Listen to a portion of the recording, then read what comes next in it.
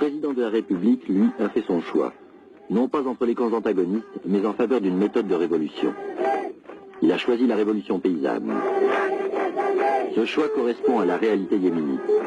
Un pays purement agricole ne peut attendre une hypothétique prolétarisation s'il veut dès aujourd'hui se lancer sur les chemins du socialisme. Et Salem Robaïa Ali se lance à fond dans la mobilisation des masses paysannes. Les populations des montagnes lancent à tous les échos son nom de guerre, Salmin, nom qu'il adopta quand il prit les armes contre l'occupant anglais. En prenant le maquis, cet instituteur ne pensait qu'à l'indépendance nationale. Sa rencontre avec Marx et Lénine se fit tard dans les montagnes. C'est là d'ailleurs que la plupart des dirigeants actuels du Front National de Libération se sont familiarisés avec le marxisme. Comme pour Fidel Castro, c'est la lutte armée contre l'impérialisme qui les mena au socialisme.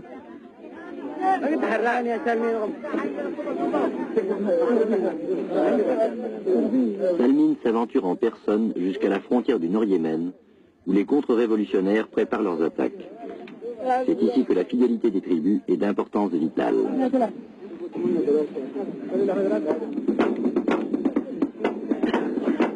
Voilà ce Yémen du Nord, autre moitié d'un pays divisé d'abord par le colonialisme, aujourd'hui séparé par les idéologies qui s'affrontent, comme le sont la Corée, le Vietnam, l'Allemagne.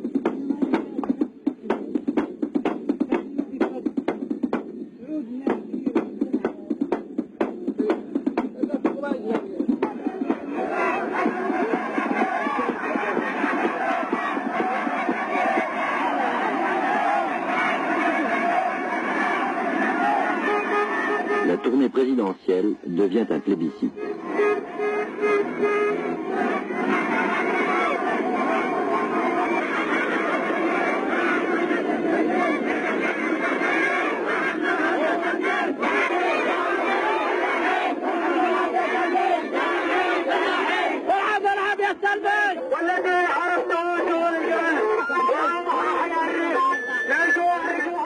Pour ne pas faire de ce voyage une affaire personnelle, le président a amené la plupart des ministres.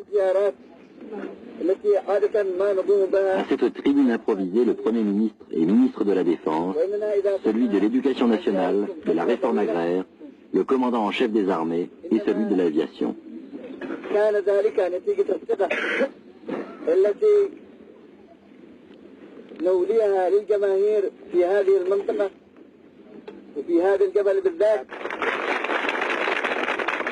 Le président n'hésite pas à faire son autocritique.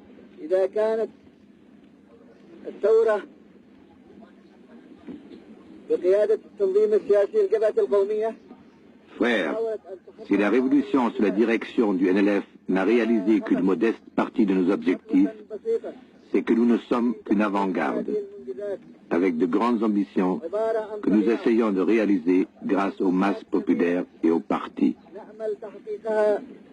من خلال الجماهير ومن خلال قيادة التنظيم السياسي للجبهة القومية.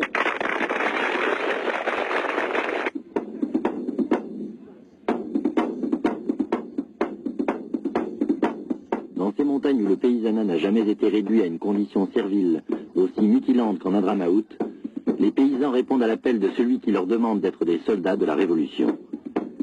Aventurisme, c'est ainsi que les communistes qualifient cette action paysanne.